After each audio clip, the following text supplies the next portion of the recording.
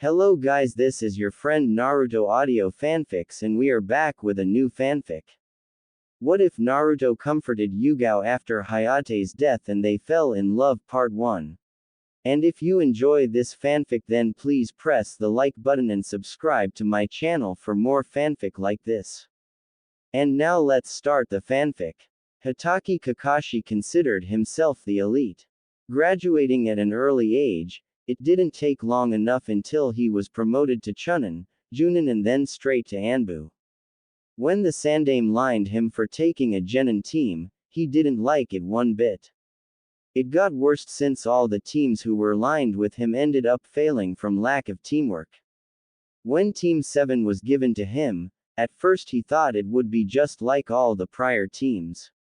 However, when Sasuke offered food to Sakura, he actually considered this team to be the only one who got the idea of teamwork.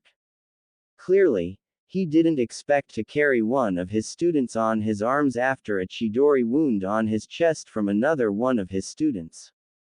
Channeling chakra to his feet, he needed to get back to Konoha as fast as possible, otherwise Naruto's life would be over.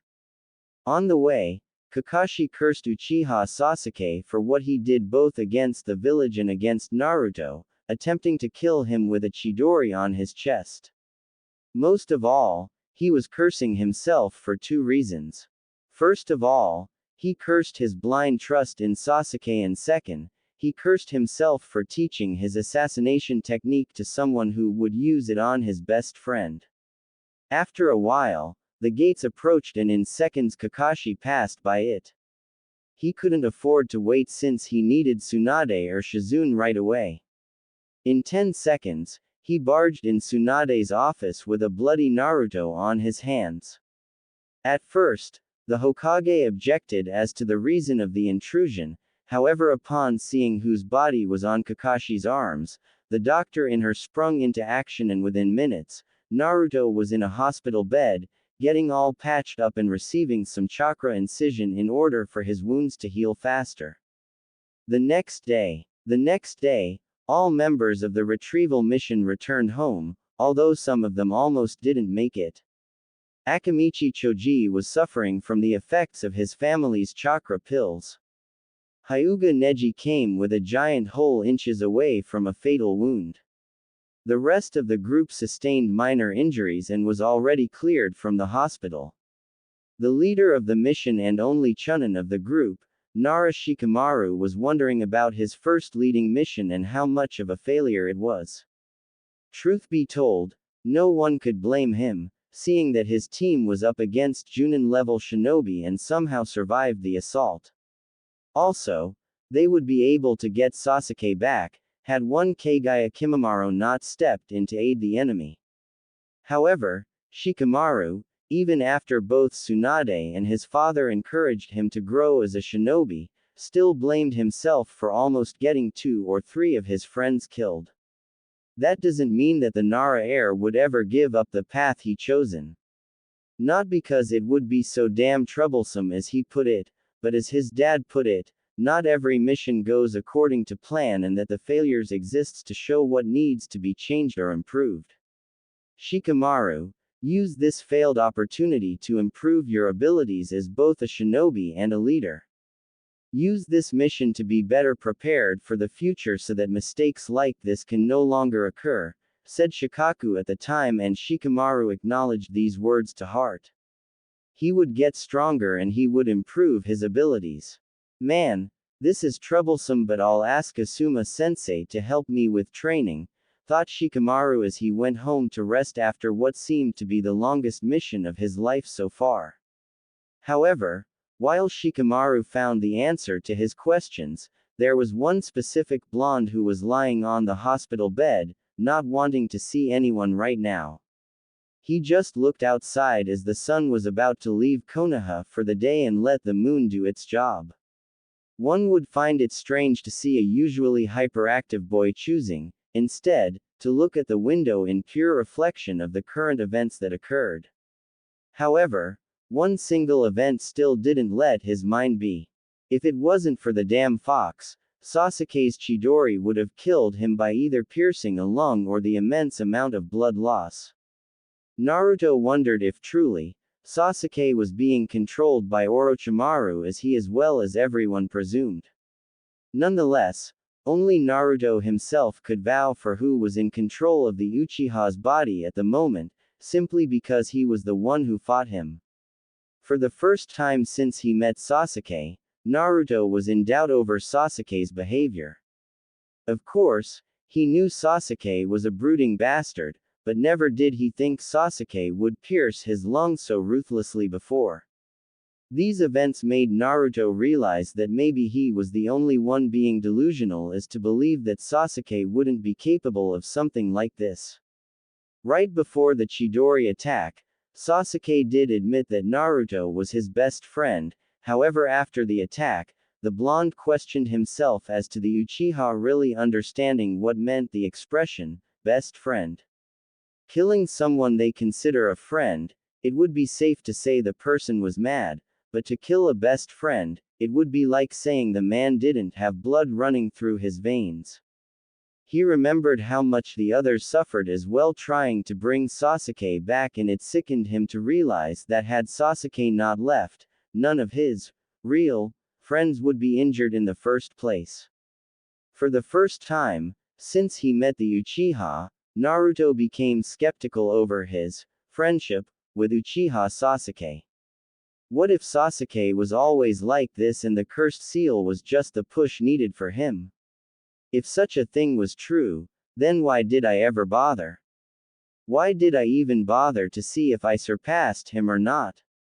Those were the thoughts that now occupied Naruto's mind, up to the point of him going through every experience that he had inside his mind and wondered why he focused only on beating the traitor than trying to improve the areas he lacked. Naruto immediately felt like he played the part of an idiot all this time. He was remembering every single screw-up he ever committed and how delusional he was for thinking that with just Kage Bunshin and an incomplete Rasengan, he would be able to grow as a shinobi. He now acknowledged that everything he ever thought about, everything he ever holds on to wasn't what it should be. Not focusing enough at the academy, not focusing enough to learn the basics before attempt the harder techniques. In fact, he remembered only passing the academy because he was able to do a technique that didn't even require a lot of knowledge to begin with. The Kage Bunshin no Jutsu, Shadow Clone technique, did only require one hand seal and lot of chakra to waste. The only thing he needed for this technique was to be able to mold chakra, and that he learned just after he entered the academy. Now grinding his teeth in agony upon not applying himself when needed in the past, Naruto cursed his very existence and also his lack to concentrate on his goal. This was the scene that a certain silver-haired Junin saw upon opening the door.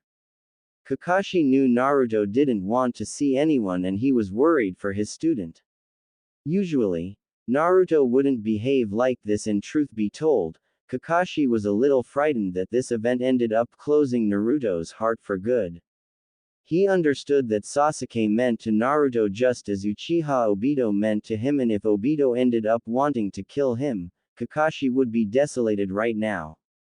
Naruto, upon acknowledging his sensei's presence, kept staring at him with a disapproving glare since he thought he told everyone that he didn't want to see anyone right now.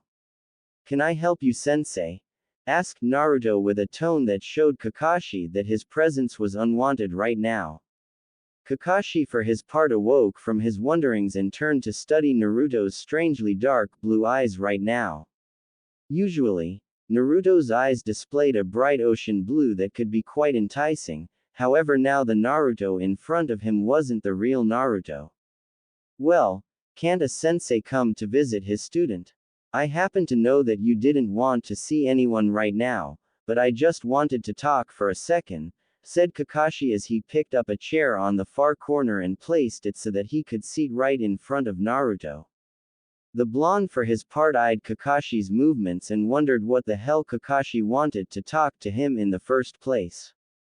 Naruto assumed that Kakashi would try explaining a different version of the situation, maybe try running some damage control on it, but he allowed Kakashi to begin the conversation, to which the silver-haired Junin nodded and turned to state. Listen Naruto, I'm here to talk to you in regards of what you're feeling right now towards your teammate, asked Kakashi, but the look that Naruto returned to him was something he never thought he would see. Naruto's eyebrows were slightly lifted, as in Kakashi just said something curious to the blonde. Naruto was also smiling as well, but it was not even remotely close to one of his goofy smiles that everyone grew accustomed to. It was an ironic smile, particularly used when someone uses sarcasm to answer a question. Explain the word teammate for me, Kakashi-sensei. I may not have much experience with this kind of thing, but I know that teammates don't try to kill their teammates with a chidori on the chest. It was ironic, though, that just moments before he did this, he considered me as his best friend.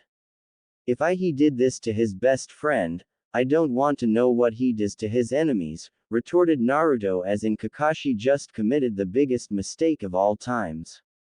However, he knew he was right, and also Kakashi knew he was right. After hearing the response, Kakashi wasn't surprised, nor was he shocked to hear Naruto speaking like this. Nonetheless, Kakashi's reason for visiting wasn't only related to how Naruto was doing, but also to hear the blonde's report on their fight. When questioned, Naruto told him everything that occurred after he left Rock Lee to fight the Kagaya person. After Kakashi lifted himself from the chair, he wished nice recovery to Naruto and went for the door, before being stopped by the blonde.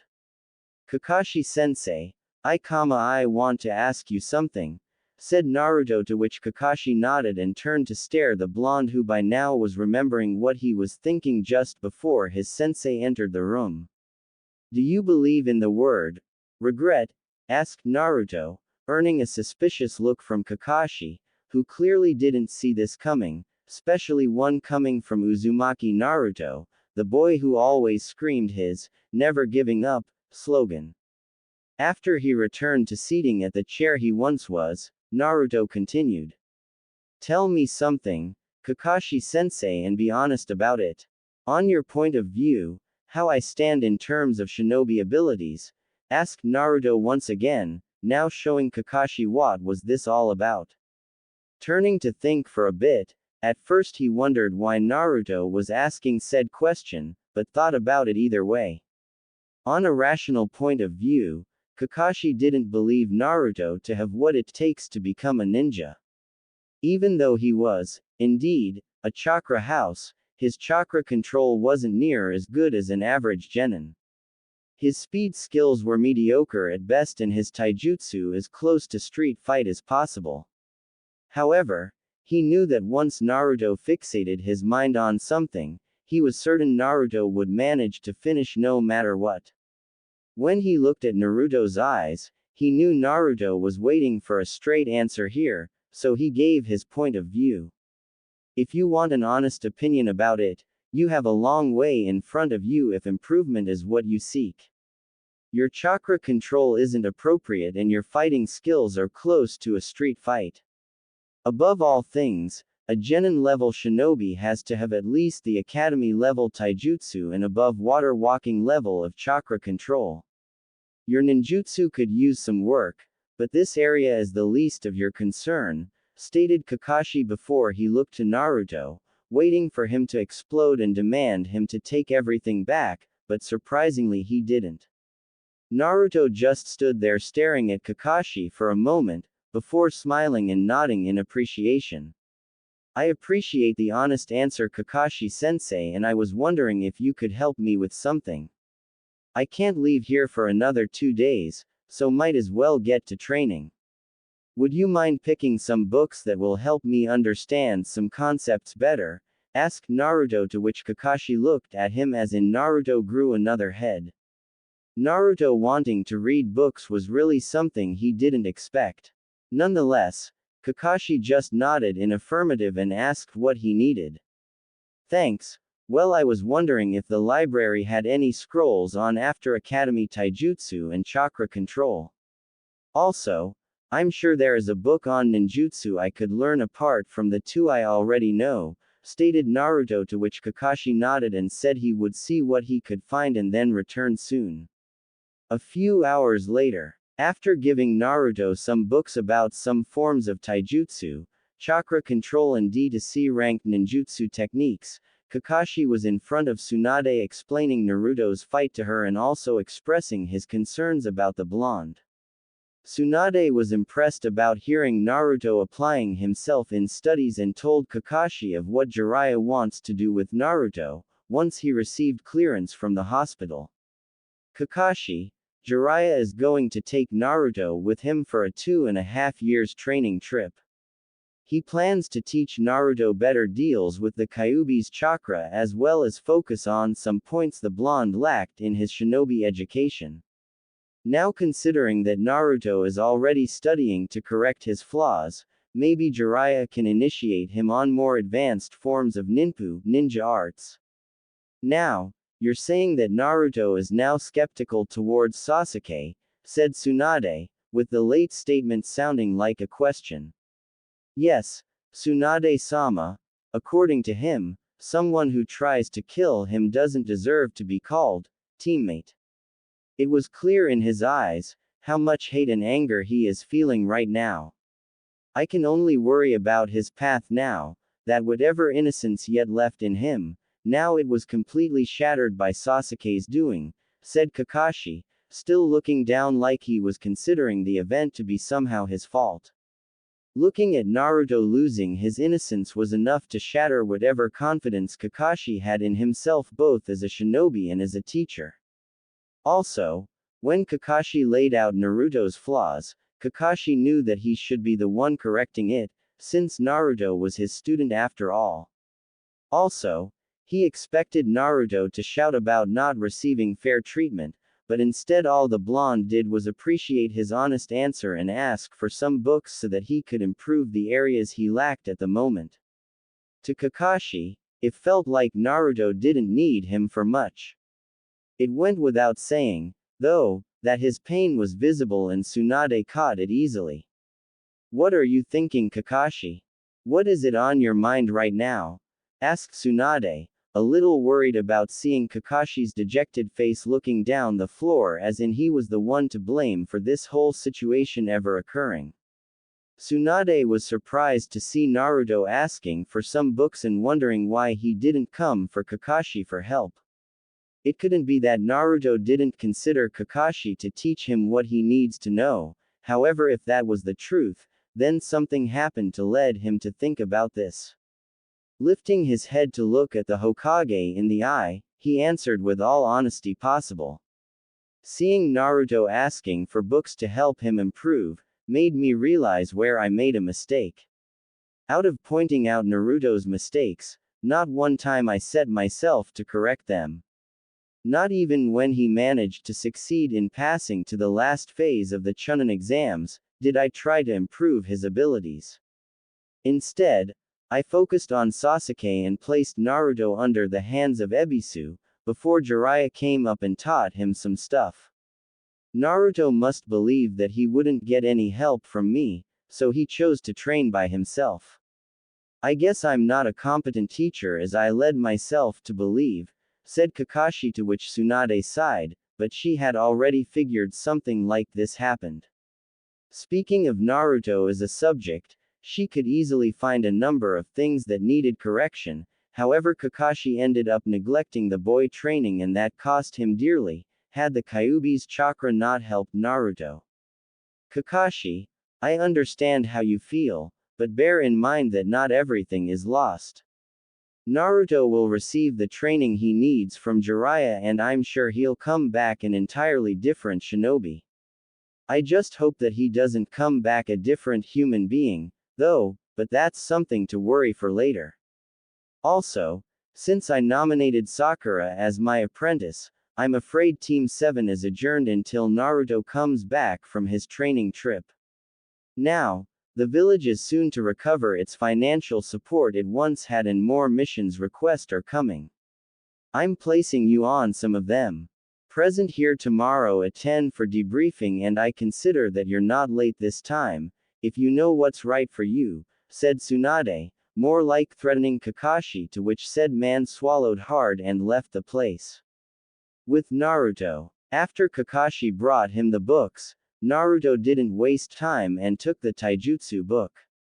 He initially thought about using Kage Bunshin all the time to do the fighting, however using said technique ended up misdirecting his concentration to the point of his attacks being pitiful to watch.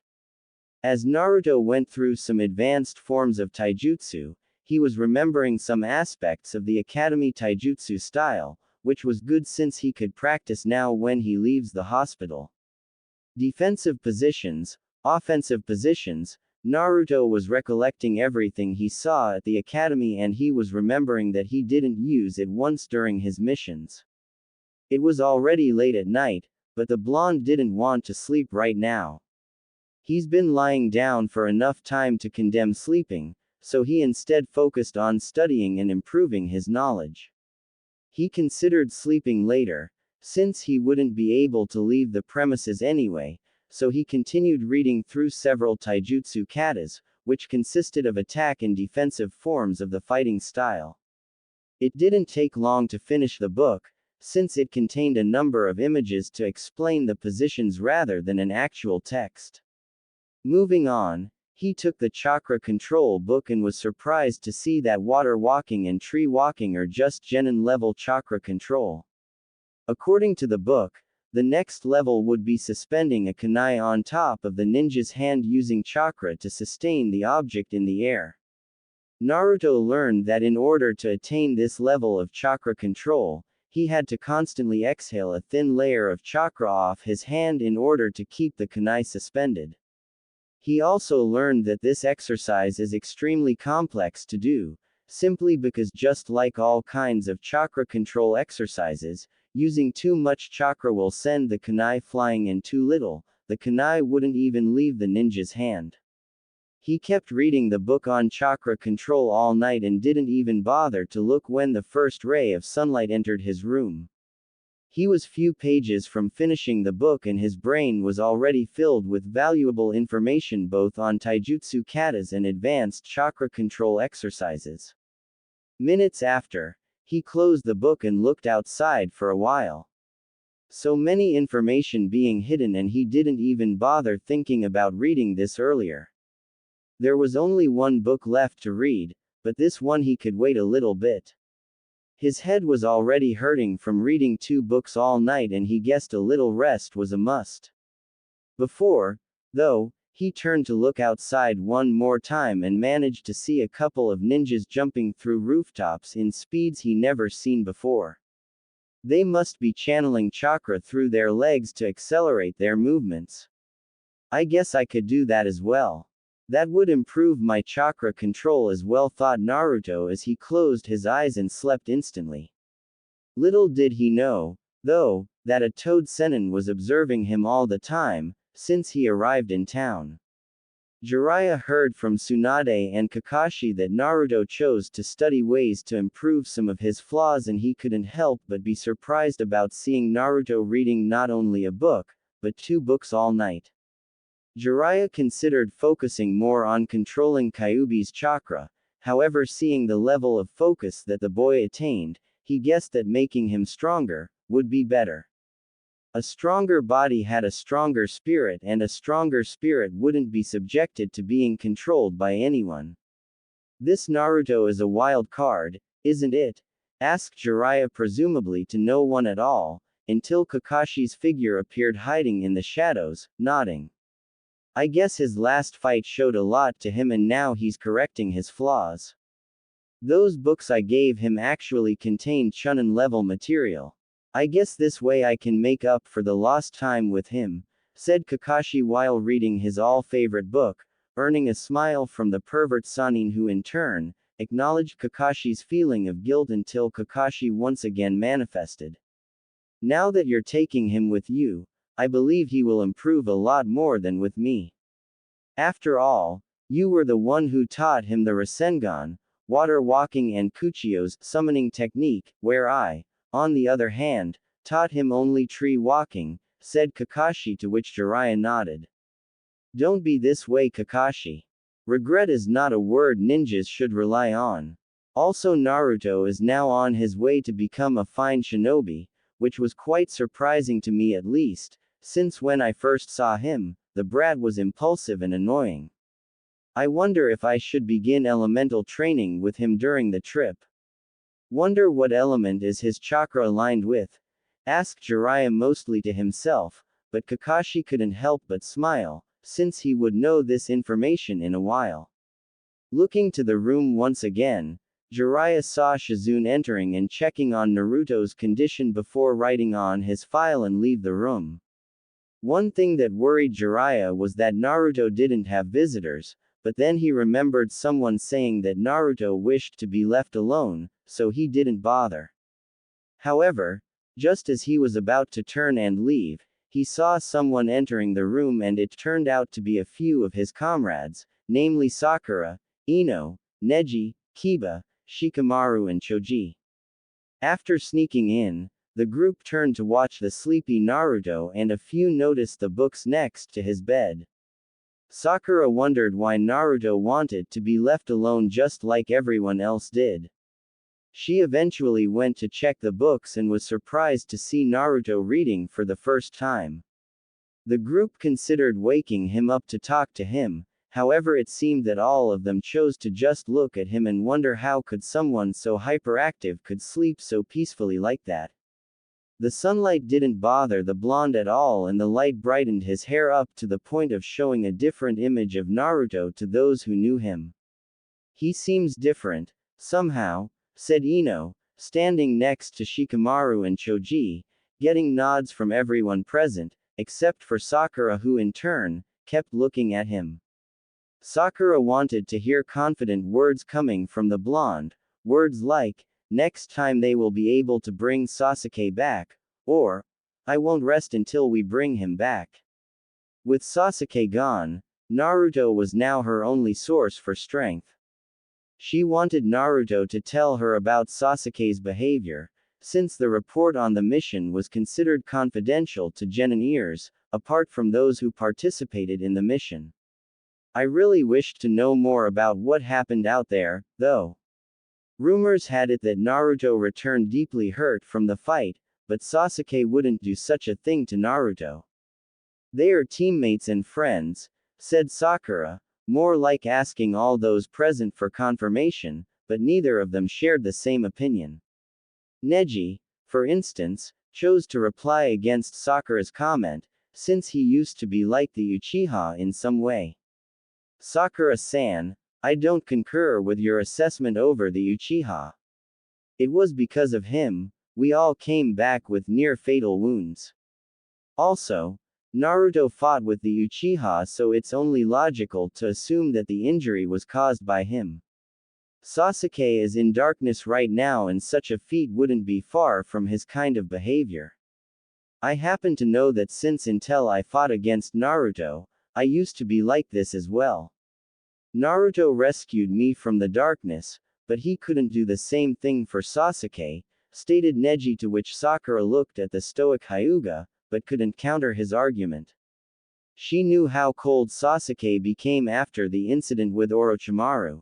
I don't mean to hurt you, Sakura, but Sasuke's actions were appalling and constitute treason to our village.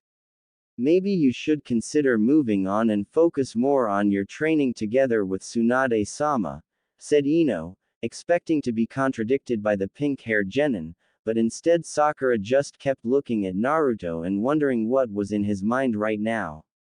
Was that the answer now, giving up? Truth be told, Sasuke never bothered asking for help or anything, so why was she so persistent on bringing him back? She didn't know whether or not Naruto gave up on bringing him back. I don't know, Ino, I just don't know what to do. He always was distant to all of us, but as a team, we managed to form a little bond between us. I will let the choice fall on Naruto. If he decides to go after him, then I'll go with him, however if he decides to give up, then our bond is broken and things will never be the same as it once was. I think I'm going home now, guys. I don't have the strength to hear what Naruto has to say yet, said Sakura before moving towards the door. However, as she reached for the doorknob, a certain grumbling startled her and she turned to see Naruto just waking up and looking at the ones present. Hey, how long have you been here and why didn't you wake me up? Asked Naruto, eyeing everyone and waiting for a response. It was Shikamaru who explained that since he was sleeping, they didn't want to wake you up and how troublesome would be to do such a thing. Needless to say, Naruto dismissed the issue since it was pointless to comment further. So, how is everyone? Asked Naruto, though now the difference was plainly visible to all of them. Naruto's once crystal blue eyes now were like dark blue eyes, and where he always smiled, now his face was akin to a bothered person. The group exchanged a few monologues like, "I'm fine," and, "Alright," to which Naruto nodded and stretched a little bit. Sakura's ear was pounding like crazy since she now would know about what happened with Sasuke and Naruto. However, she hesitated to come forward with the question, and that was pretty much visible. She secretly appreciated when Ino asked Naruto as to why he didn't want to see anyone right now. After hearing the question, Naruto explained his epiphany to everyone and also explained the book he was reading all night. Along the explanation, the group was stunned and now wondered what triggered him to think like this. When he was about to explain what happened, Shikamaru stopped him, saying that the details of said mission was considered restricted to genin ninja apart from those who participated in the mission, to which Naruto acknowledged and stopped talking. Naruto heard about Sakura being apprenticed to Tsunade and congratulated her. However, everyone saw how Naruto addressed Sakura and all of them wondered where went that crush of the blonde. Sakura, of course, was the first to notice, and that came somehow as a higher shock than Sasuke deserting the village. Sakura oftentimes found Naruto to be annoying, asking to go out with her, but when he stopped doing it, she now missed it. Well, since Sakura will be training with Tsunade, I guess I'm on my own, then. Someone of Kakashi-sensei's caliber won't be held up to teach one single genin. No matter, though, these books taught me a lot and I can't wait to leave this place and begin training, said Naruto, taking his 3 books and laying them on top of his bed. The group, though, wondered about Naruto's training, since all of them concurred with him about Kakashi. Little did the group know that said person heard it all and sighed before turning to Jiraiya. Quite humble of him, wouldn't you say, Kakashi? Quit worrying about it. When I'm through with him, he'll be 10 times stronger, trust me on this, said Jiraiya, to which Kakashi nodded and left. After seeing Kakashi leaving, Jiraiya turned to look at Naruto and wondered about a few things. I'm glad Naruto isn't fixed on rescuing the Uchiha boy. This way, his growth won't be hindered by simply overcoming the Uchiha. I guess my sensei days are up once again. Back to Naruto's room, silence ruled the place. Sakura managed to ask Naruto of his intentions towards Uchiha Sasuke, and he eyed Sakura with what seemed to be a sarcastic smile. Naruto thought quite a lot, but he acknowledged the fact that he didn't think of Sasuke at all, other than the fact that the Uchiha tried to kill him. Oh, he didn't need to think about it, since the answer was already clear in his mind. However, because of the secrecy towards the mission, he had to hide some aspects of what happened and focus more on Sasuke's reasons. Sakura, in my opinion, you can't bring back someone who doesn't want to return. Sasuke left because he thought it would be better for him than staying in the village.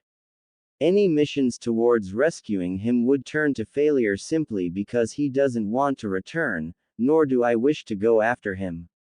Some aspects of the mission led me to believe that Sasuke was a loose cannon just waiting for a little push.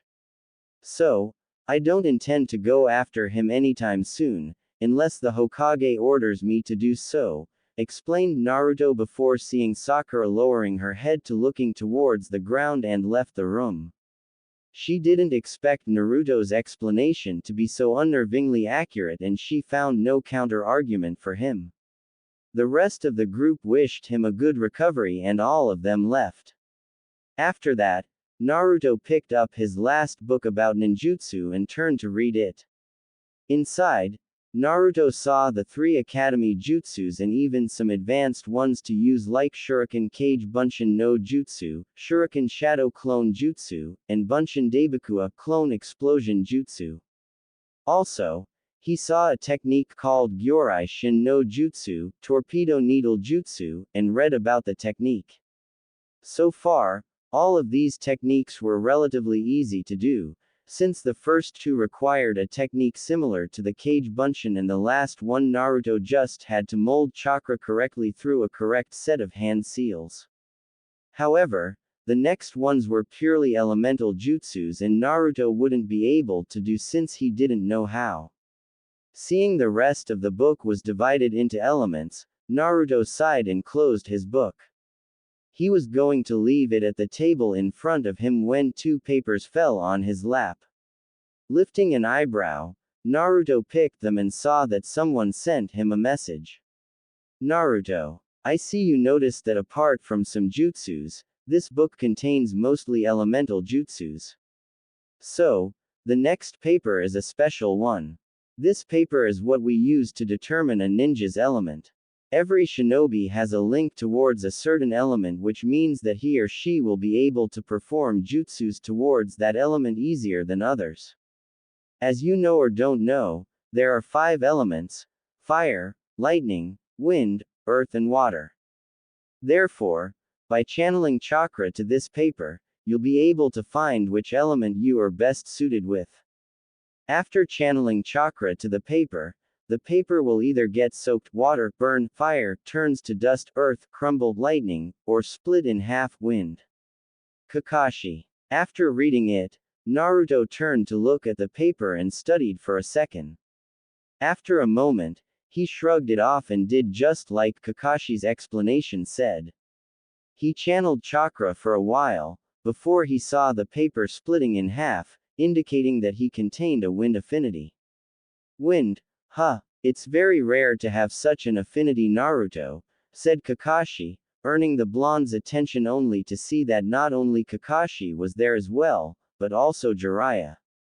What do you mean by saying rare, Kakashi-sensei? Asked Naruto, to which Jiraiya chose to fill in for him. Since we're in fire country, that means the majority of our shinobis possess a fire affinity, which is quite opposite to wind. Other affinities, although less common than fire, are also in abundance in Konoha like earth and water, with lightning being second last and wind being last, said Jiraiya, to which Kakashi nodded as well as Naruto. So that means any knowledge towards wind is limited in Konoha, said Naruto, gaining nods from Kakashi and Jiraiya. Truth be told, he didn't need much to work with anyway. His book explained about Fuden chakra control exercises, so the techniques he could learn from someone with knowledge in the area. Lifting his head once again to face his senseis, he wondered why Jiraiya was there and not focusing on his research as he often did. Upon voicing it, Jiraiya snorted at the blonde for his comment, but explained about the training trip. Needless to say, Naruto was surprised upon seeing that he would leave the village for that long, but he wondered why he needed to get out of the village, to which Jiraiya explained that aside from training, Jiraiya would be protecting him from the Akatsuki, thus satisfying the blonde's curiosity. Truth be told, Naruto wanted nothing more than train to correct his flaws, and training under Jiraiya would enable him time to correct them and also learn a lot. Jiraiya explained that they would leave as soon as he was cleared from the hospital, to which Naruto acknowledged it and appreciated the opportunity to train. After the Junin and Sanin left the room, Naruto picked up his book and turned to look at the Fuden section and how to manifest Fuden chakra. The next day, Naruto had to say the stuff he saw on the ninjutsu book about Fuden ninjutsu, and safe to say, he was really cursing himself right now. So much information kept hidden from him, and only now did he choose to take a moment of his life to actually read. It was only after the nurse that checked on him came here to discharge him from the hospital that he took his clothes and left straight to a training ground where he could train and incorporate everything he learned through reading during his stay in the hospital. After all, Naruto didn't want to waste any more time than he already did. He now knew that in order for a shinobi to grow strong, he or she had to have the strength and will to never give up and always fight through numerous obstacles that appear through life. Immediately after arriving in one of Konoha's many fields designated specifically for ninjas to train, Naruto went to one of the taijutsu logs on the field and began to beat the hell of it by going through the katas that he learned from the book. Although he knew his form was still far from perfection, he also knew that taijutsu required practice, so it wouldn't be possible for him to just read a book and immediately know how to do it. Nevertheless, he continued to beat the log in hopes of getting it right. After a while, he looked at his dirty hands and a few wounds from beating a log repeatedly and remembered when Lee was fighting Sasuke right at the beginning of the Chunin exams. Closing his hands once again, forming fists, he looked once again the log and began once again, the katas this time, adding some kicks as well. This time, however, Naruto found he was better than before, and he realized that Lee was right. Only through harsh training can the ninja evolve.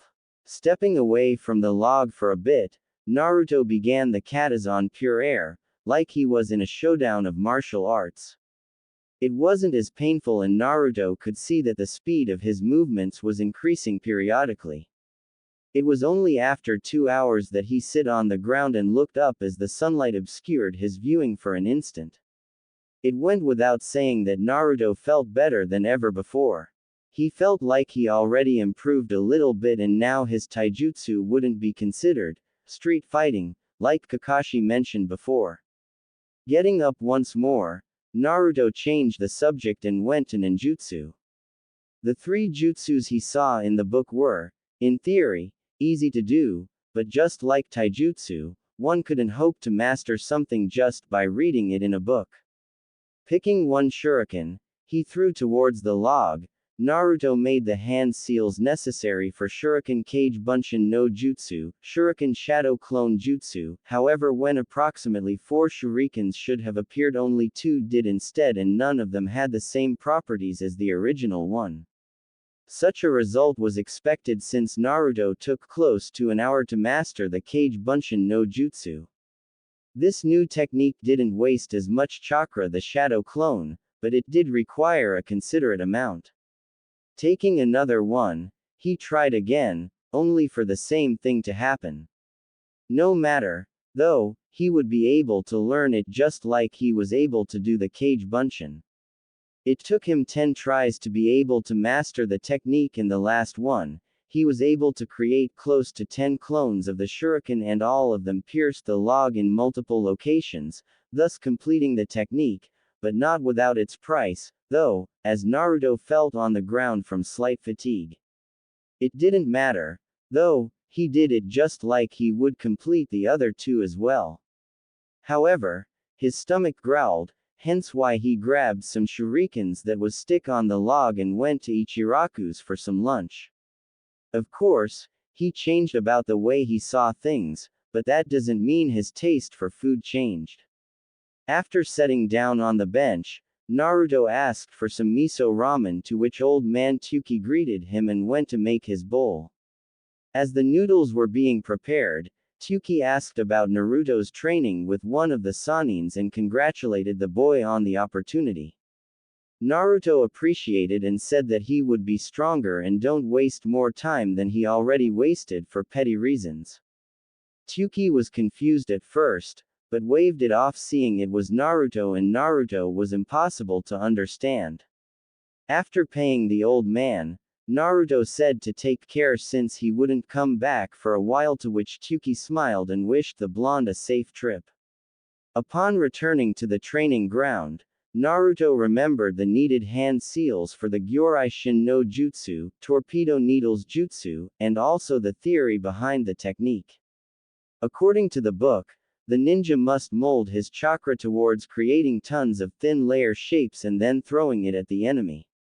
Of course, the book made it as easy as a simple henge, but the blonde knew better that chakra manipulation was a chunin level material. Nevertheless, he was committed to doing all three of the techniques before Jiraiya could come to pick him up, so he immediately got to work. Little did he know, though, that a few people were looking for the missing blonde. At the hospital Jiraiya, Tsunade and Kakashi were standing in what used to be Naruto's room only to find it was empty. Naruto's clothes was gone too, except for his orange jacket which was tossed on the ground near the window, thus showing them the obvious: the boy escaped the hospital and now they have to find him. Tsunade was furious at the head nurse for discharging the blonde, even after she made it clear that only she or Shizune were authorized for such a thing. Well, Jiraiya, I guess you have to find your student out there. You and him are scheduled to leave tomorrow morning, so take your time, said Tsunade before leaving the hospital room, thus leaving Jiraiya and Kakashi inside. Where do you think he is right now, Kakashi? Asked Jiraiya, actually a little concerned with the blonde, since he didn't expect the damn imbecile to run off seconds after being released from the hospital. Kakashi for his part was reading his book and didn't pay attention to what the pervert was saying, earning a vein popping from the Sanin's forehead, who in turn, sighed and shunshined out of the room. Seconds after, Kakashi lowered the book and activated his Sharingan to see if Naruto left a trail of chakra to follow. True to Kakashi's wonder, looking at the window, Kakashi's Sharingan spotted Naruto's chakra as he jumped through the rooftops, heading to what appeared like a training ground a couple miles north.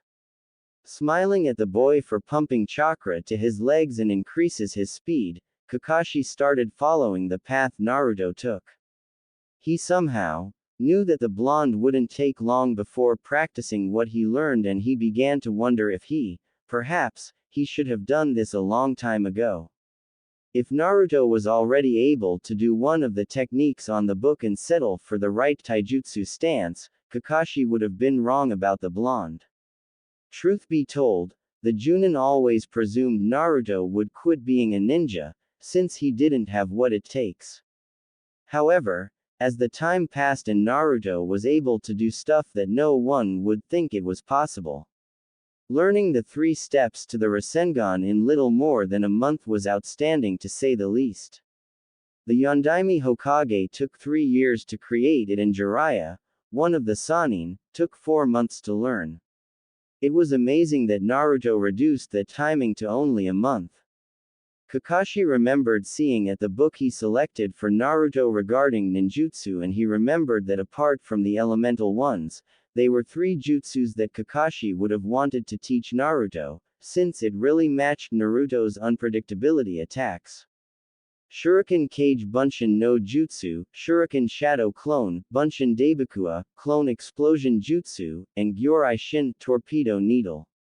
They were tough to master, but once he manages, he would be able to add 3 very powerful and very handy jutsus to his arsenal, not to mention the Fuden techniques he would be learning with Jiraiya on his travel.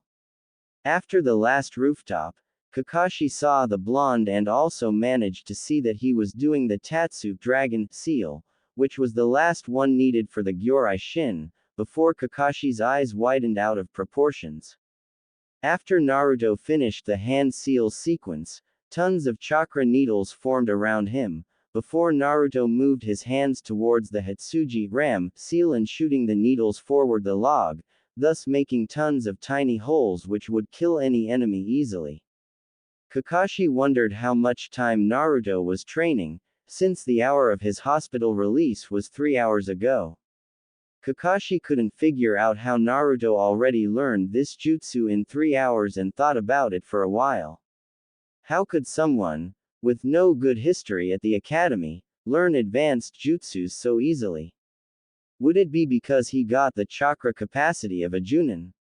No, Jiraiya already taught him the water walking exercise, so it couldn't be high chakra capacity.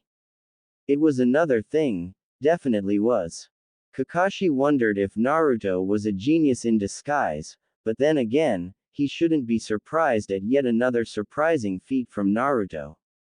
After completing the technique, Naruto kneeled on the ground from extreme chakra usage for the day. He cursed not having enough chakra to complete the third technique, but thought again since the Bunshin Daibakura required a lot of chakra at disposal and Naruto now didn't have enough.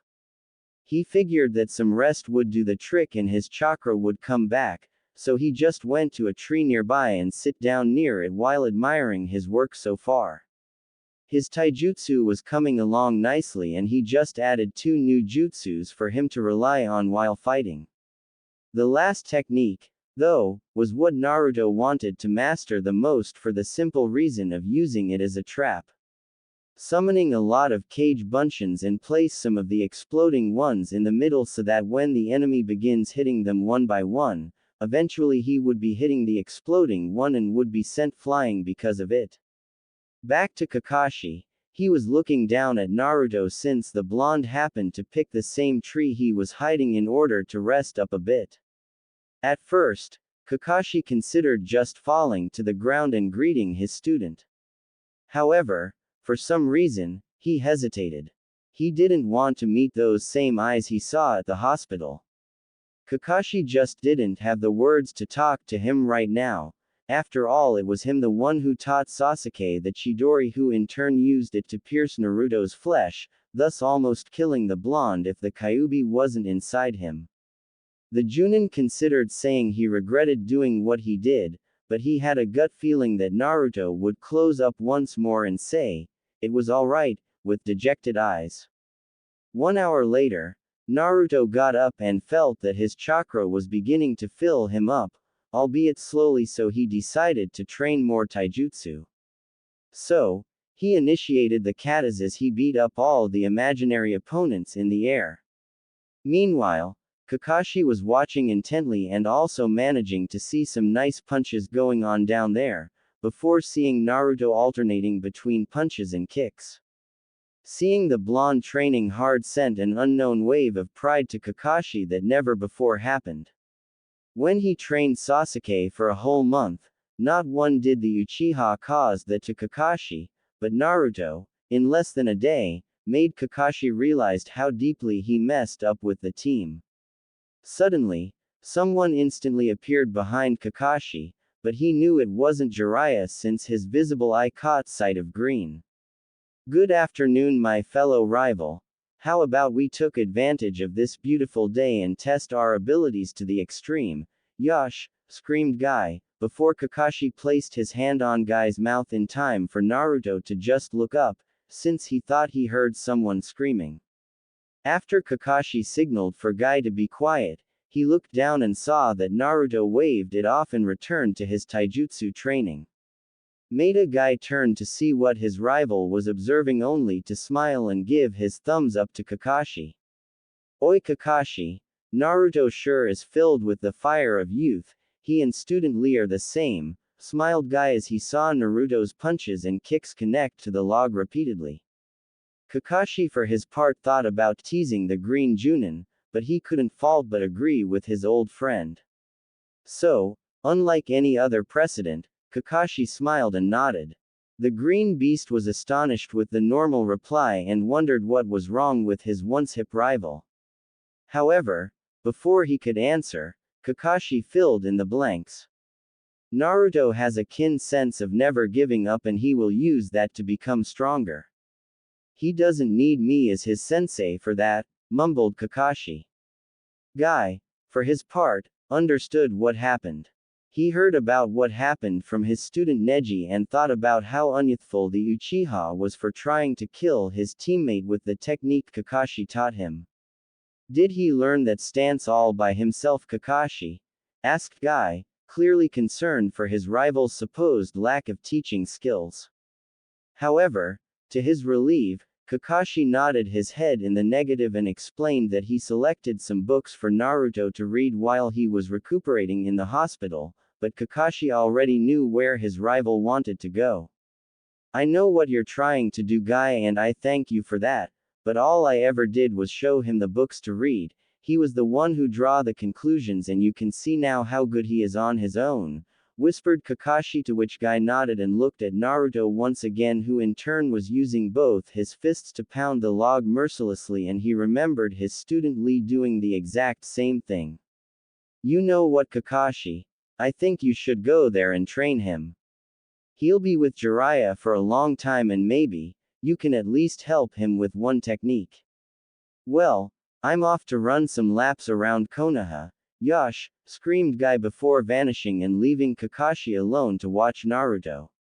He thought about what Guy said and wondered if really Naruto would be resentful to him now wanting to be a sensei to him. It's not that Naruto ever showed resentment at the Junin, so what was he thinking that the blonde would blame him? Sighing in dismay, Kakashi vanished a few meters away, so that he could approach the blonde, by walking casually. In Tsunade's office. After trying to search for a little while, Jiraiya was called by Tsunade, and now both of them began talking. The pervert explained about what he would be training Naruto in and how he would be power up his spirit and resolve enough to combat the Kyuubi within his stomach. Tsunade nodded, but still was reluctant to let the blonde go. She didn't see the need to leave the village for training all that much, but Jiraiya was insistent, saying that the Akatsuki would come for him when he's vulnerable, hence why they need to stay on constant move. Tsunade also expressed her concerns about the blonde being too far behind his peers in terms of rank, and that maybe he could go after the next Chunin exams. Tsunade, that kid has potential to come back as Junin level, you know that. With his chakra potential and a few powerful techniques, there is no way he wouldn't be able to do the Chunin exams once we come back. He is already fixing some minor issues that need to be fixed. It's just a matter of time until we'll begin elemental manipulation. I can tell you, for sure, that he is going to become as good as his father was, if not better. He learned the Rasengan in only a month. That's got to be saying something, explained Jiraiya, to which Tsunade sighed and zipped some tea. Okay, he can go. But if I hear that you neglected him training for doing perverted activities, I'll make sure to beat you all the way to Iowa. Do you understand? Threatened Tsunade, earning a nod, a gulp from the pervert. Now, you're not going to search for him? Asked the Hokage, looking at some scrolls, before seeing the pervert shrugging his shoulders, saying that when the blonde was ready, he would appear to him, earning a nod from Tsunade. With Naruto . Back with Naruto, he was just finishing beating the log mercilessly when he heard steps coming his way. He didn't want it to be Jiraiya since he wanted to finish the 3 techniques before leaving, but it was already nighttime and still one was left. The sound of the steps was increasing, until the figure finally revealed himself as Kakashi, smiling. Hey Naruto, what are you up to? Asked the silver-haired Junin. Naruto for his part smiled at seeing the man and said that he was practicing the taijutsu and 3 jutsus he learned from the book. The moon was already up the sky and Kakashi was just watching Naruto pummel the log once more, until he came to a halt and looked to his beaded hands. He already had the chakra necessary to attempt the last jutsu, so he stopped and summoned one shadow clone, before Kakashi stopped him. Naruto, I think I know what technique you're trying to do, but with the clone so close, you could get caught in the explosion. Send him a couple steps further and pump as much chakra as you can in one go. That's the secret of the Daibakua, taught Kakashi, to which Naruto nodded and looked as the clone began walking a few steps before stopping and looking to the real one, who in turn focused on the ram seal and immediately molded as much chakra as possible in one go. The clone was suddenly enveloped in a big explosion, thus completing the technique. Of course, Naruto's explosion wasn't as big as Itachi was, but it would certainly cause damage to the enemy. Kakashi smiled upon seeing that Naruto already managed to master 2 of the jutsus that he set for the blonde. Not to mention that the Genin's taijutsu was now up to low Chunin level.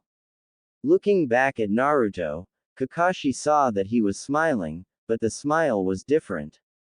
This smile was a satisfied one that someone wears it upon being able to overcome an obstacle, after failing a few times before.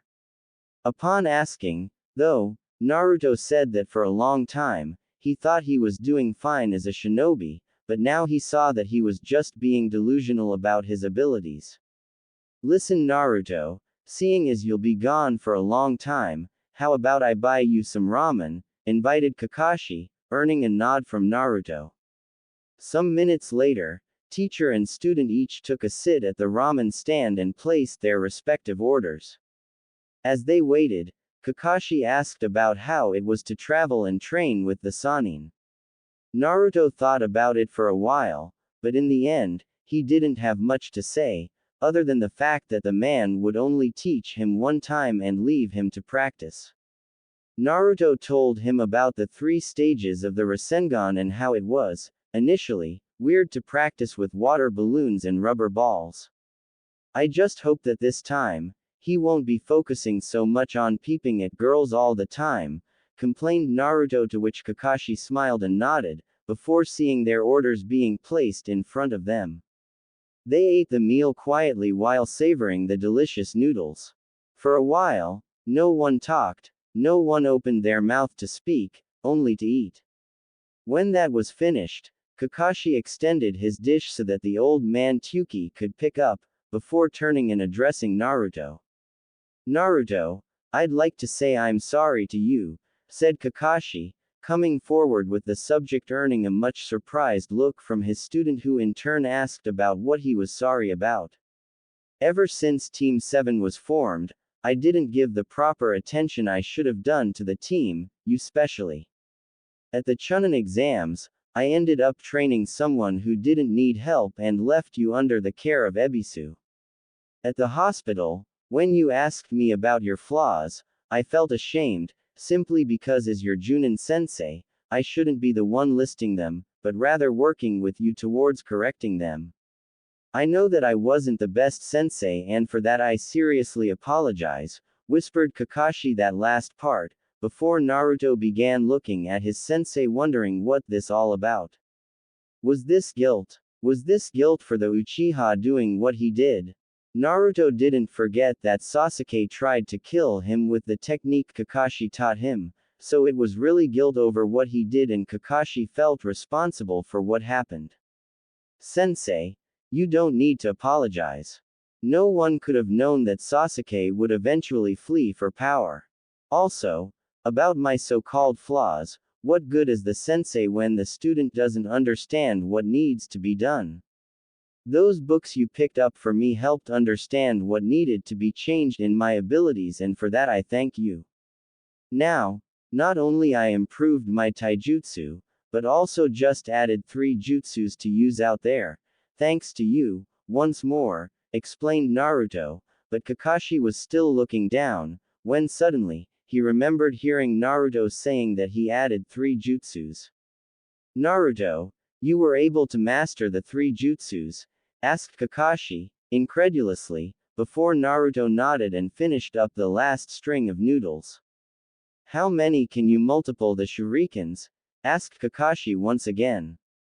I managed 10 clones the last time, though with more chakra, the numbers can double, explained Naruto, earning a nod from Kakashi and a thought that maybe, Naruto was a genius in hiding.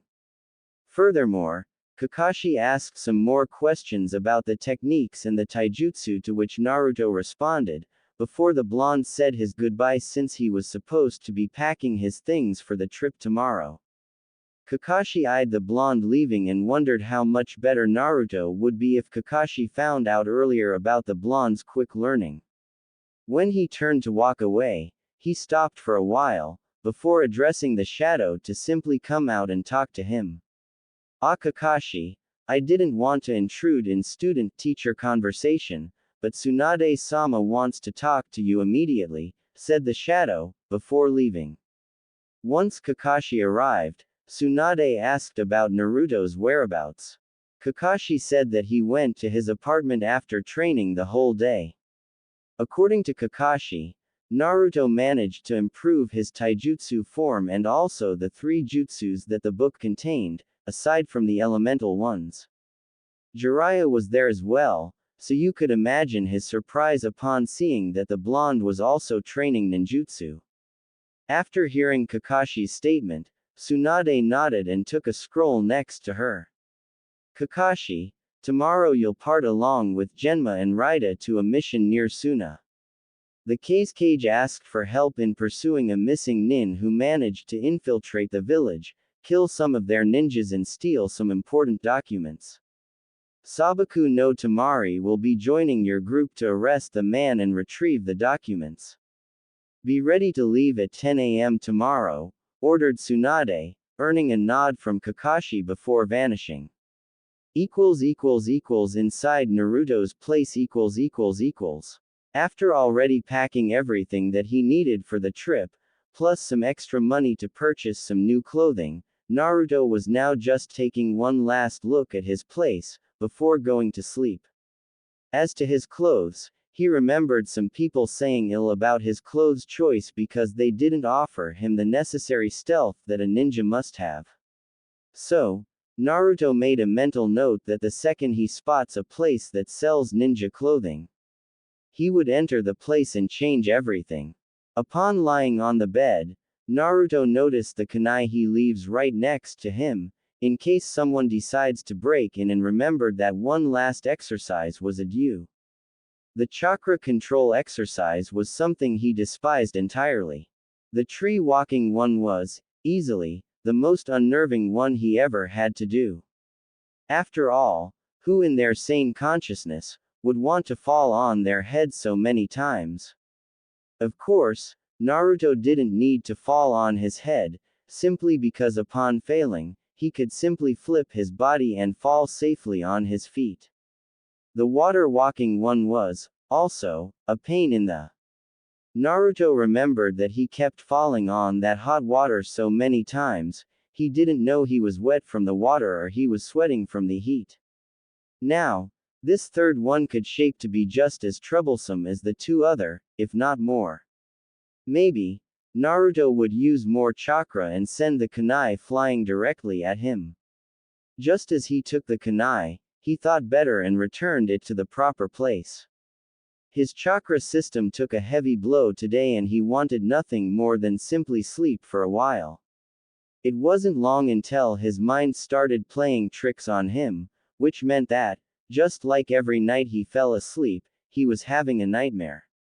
Usually, it was just memories of people looking at him with disdain and anger, nothing that he couldn't handle in time, thus didn't bother his sleep. However, this one was different, or at least started out differently. He was inside a dark room, where inside he couldn't say a thing except for a bed that was illuminated. As he walked closer, he noticed that a boy closer to his age was there sleeping with his face looking up. Upon approaching, the person's identity was plainly visible to Naruto. The cursed seal on his neck was glowing with intensity, but instead of reaching Sasuke to see if he was alright, Naruto just stood there impassively.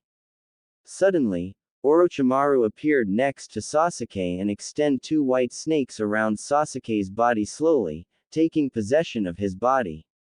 Orochimaru stopped for a while and watched Naruto to see if he would do something to stop the snake face, but Naruto just remained there stoically, watching as Orochimaru managed to complete his possession of the Sharingan, before transforming into a monster and began his havoc and mayhem.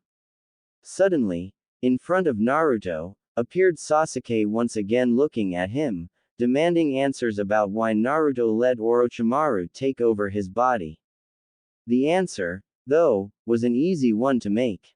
Clearly you didn't expect me to help you after you tried to kill me, didn't you, traitor?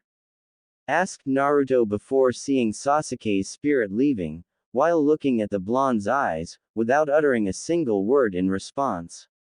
After Sasuke was gone, Naruto turned to look at Orochimaru, who in turn was looking at him while laughing evilly, before preparing a Rasengan in his right hand and charged Orochimaru before slamming the Rasengan right between his eyes.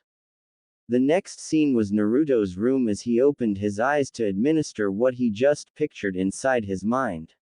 He just saw Orochimaru completing his ambition before Naruto was able to land a Rasengan between his eyes. What the dream mean? Of course, Naruto didn't care much for Sasuke, but he wouldn't let Orochimaru do what he intends to do, simply because he is an enemy of the village and therefore, cannot let him live.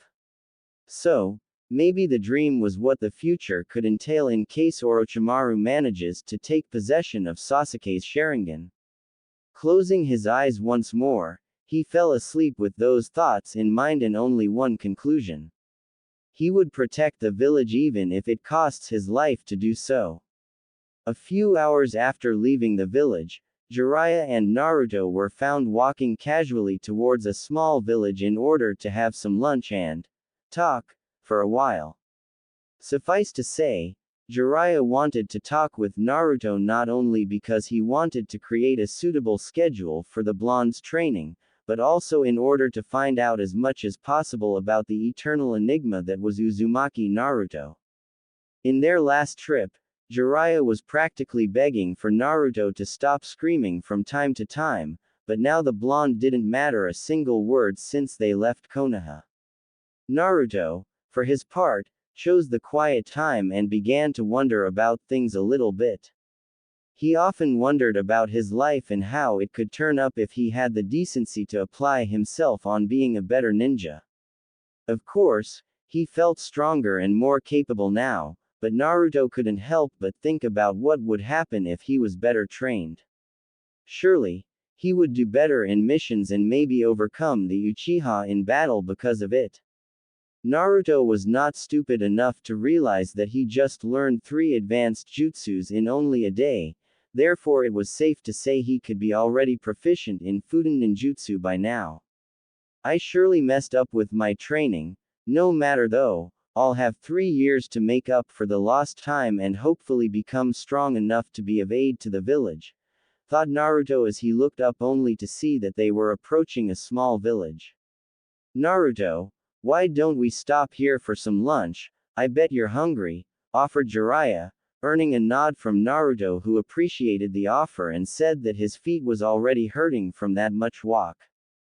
Jiraiya couldn't help but laugh upon eyeing his new student's determination. Another aspect of Jiraiya's concern was towards Naruto maybe becoming respectful for a change. He did insist for the blonde to address him with respect, however a part of him wanted to be called Ero Sennin. A few moments later, Naruto and Jiraiya were having some sushi and Jiraiya chose that moment to talk to the blonde. Oi Naruto, as you know, we'll have 3 years to spend on your training and I expect that in the end of this 3 years, your level would be somewhat close to Junin, said Jiraiya, earning a look in surprise from Naruto, who thought he heard that Jiraiya wanted him to be close to Kakashi's level upon returning. That's right kid, you are already close to Chunin material and as I remembered carefully, you did beat that Neji kid, who was considered the genius of the Hyuga clan and you saved Konoha from the one-tailed beast Shukaku. Now, stop interrupting me and let's get down to business, stated Jiraiya, to which Naruto rolled his eyes away, before eyeing the pervert once more. Based on the material I've gathered on your file, your taijutsu is now, after you left the hospital, more refined, so it is considered low-level Chunin, however we'll sure improve this area. Genjutsu, I'm sorry to say your ability is practically none. However I'm sure that learning Genjutsu wouldn't suit your fighting style, so we'll focus on learning to interpret the illusion and how to dispel them effectively. Chakra control won't be much of an issue here in our training, since you already completed the tree and water walking, explained Jiraiya, but Naruto stopped him for a second. What about the kunai lifting exercise? I saw that this is the third level of chakra control, asked Naruto, earning a thinking pose from Jiraiya. The kunai lifting exercise, although completely useful, wasn't obligatory for a ninja to complete. This exercise was only completed by those of the Hyuga clan in order to learn the Jiyuken and for medical ninja to be able to learn their techniques. This exercise required a steady flow of chakra to be expelled from the ninja's hands, thus keeping the kunai hovering around. Although it's nice to be able to Naruto, truth is, it isn't a necessary skill to have, especially for someone more suited for taijutsu and ninjutsu such as yourself. If you truly wish to learn, we'll leave it for the end of our training, also if you wish you could attempt on one of our free times. Moving on, ninjutsu and chakra capacity. The latter is rather easy to train since you only need to use a lot of chakra and then wait for your reserves to be fulfilled again. Now ninjutsu, said Jiraiya, before seeing Naruto smile, which in turn caused him to smile in return. As you know, ninjutsu are mostly divided between shape and element manipulation with a few exceptions that doesn't rely on them. You already is proficient in shape manipulation from the Rasengan and the Gyorai Shin no Jutsu, Torpedo Needles Jutsu, however we are still due to perfect your Rasengan. Also, we'll be focusing on your Fudan element. I happen to know the formula necessary to be able to use Fudan chakra and also some techniques that will be easy to teach. I happen to have a friend in Suna that happens to be a Junin. He will teach you 2 to 3 advanced Fudan techniques, but the rest will be up to you, explained Jiraiya. Also, it will be up to you to figure out our schedule, he. You'll have to come up with a suitable timetable that will incorporate all of the subjects we talked so far. After hearing that, Naruto was rather angry to say the least. Jiraiya was supposed to be the teacher and yet he was stuck with fixing the training schedule. It was ridiculous. Jiraiya explained that such abilities are vital in the ninja world and would help Naruto greatly while going on more advanced missions or even leading a team. After paying for the meal, Jiraiya left Naruto at the local library in order to think of the schedule, while he would do some researching. Naruto didn't complain, but he knew of the damn pervert's reasons for leaving and wondered if the damn pervert would do this more often in the future. Looking at the blank page for a moment, Naruto decided to settle down everything he needed to place at the schedule and listed down. After finishing it, he proceeded to think. The old Naruto would settle for 3 whole years of bad ninjutsu and cool moves, but now after what he saw in those books, the blonde realized that he needed to pay attention to his other skills. 3 years and 3 abilities to focus on: taijutsu, genjutsu and ninjutsu. Also, ninjutsu would be divided into 3 phases: using the Rasengan with one hand, learning Fudan chakra and learning Fudan techniques. Taijutsu and genjutsu didn't need a full year, Naruto wondered. Of course, he could learn more advanced stances in probably 6 months and then do some occasional spars with Jiraiya. Also genjutsu disrupting wouldn't require much time to learn, so maybe he could assert both taijutsu and genjutsu within a full year of training. Well, I guess we could focus on these 2 arts as well as doing some chakra control exercises, thought Naruto as he began scribbling on the paper, the following. First year, 6 months of taijutsu and chakra control exercises, extended periods of running on top of water and maybe even doing occasional spars to increase the pace. Naruto really wanted to learn some new ninjutsu, but then the ones he already knew could need some time mastering it. The Shuriken Kage Bunshin no Jutsu, Shuriken Shadow Clone, was one of them and Naruto always wanted to see a suitable number of Shuriken clones to be created for the technique to be effective. Also, the Gyorai Shin no Jutsu, Torpedo Needles Jutsu, could need some work refining its shape and also increasing the number of needles, so he could use the first year perfecting them on his spare time from training.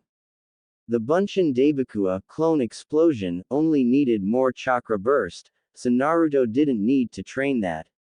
Scribbling this information, Naruto now initiated the second-year schedule. Since he would have practically done with taijutsu and genjutsu, he could focus 2 years with ninjutsu. Sometime in the past, he heard someone telling that he was a ninjutsu type of ninja, because of his unlimited chakra capacity. So, with the proper control and the advanced techniques, he was sure to learn. Naruto was practically drooling in anticipation. Nevertheless, he needed, before learning any other jutsu, to use the Rasengan in one hand, so he settled for 3 months exclusively for the Rasengan. After that, Jiraiya would be teaching him how to have access to Fuden chakra. However, Naruto was clueless as to how much time it would be required to do this. The part of the book didn't say much about it, so he settled for taking the rest of the year for such a feat. After all, in case he manages to learn before the end of the second year, maybe he could focus on other abilities. Looking at the paper, he turned to scribble once more. Second year, 3 first months Rasengan training in order to be able to create it single-handedly, without the clone's assistance, and 9 months of Fuden chakra manifestation training. In case I manage to do it in lesser time, we can focus on learning 1 or 2 Fuden techniques and spar on top of the water, using both taijutsu and ninjutsu. Objective: fighting experience and mastery of jutsus in the heat of battle. Of course, the third year would be focused on Fuden techniques that Naruto would be learning from both Jiraiya and a man in Suna. So, he scribbled the last year and turned to read it once more in order to see if he didn't miss anything. Naruto was actually satisfied with his schedule. Truth be told, the schedule was a good idea, since it would keep not only him in place but also for his perverted sensei. Leaving the paper on top of the table for a moment, Naruto began to look around a bit. This wasn't a shinobi library, hence why he couldn't pick anything that would interest him. However, they did have some adventure books to read and Naruto knew he would have to wait a while for Jiraiya to arrive. Upon arriving at the respective section, he glanced at the titles and was surprised to see that some of the books involved the shinobi world, even if all of them are fiction. He took a few ranging from Kiri Shinobi's war against pirates to an adventure between 2 powerful warriors in Iwa battling for the Tsushikage position. After picking them, he went to the table he was seating earlier and placed the books on top of the table. Picking the first book, which was actually the one that described Kiri's war against the pirate organization, he opened and started reading. With Jiraiya . After leaving Naruto alone at the library, Jiraiya decided to run into an old friend of his that happened to leave at the village. Actually, the reason Jiraiya stopped by was because this man contacted him a while ago because of some sensitive information about Suna. Jiraiya had informants up there, but couldn't just dismiss information like that, especially because this man wasn't limited to sensitive information and could easily tell more. After a while of walking, he reached a normal 2-story white house and knocked on the door. It took some minutes before the door opened, although just a little for the man inside to see who was knocking. "You appear like him, but how do I know you're really him?" asked the shadow, earning a snort from the perv. Really must every informant of his ask that question? True, it was shinobi protocol to be certain of the one in front of him, before opening his mouth. Before one became his informant, Jiraiya would say a secret password that only he could know. "Orochimaru is a pedophile," muttered Jiraiya, earning a nod from the man before he fully opened and greeted the white-haired Sannin.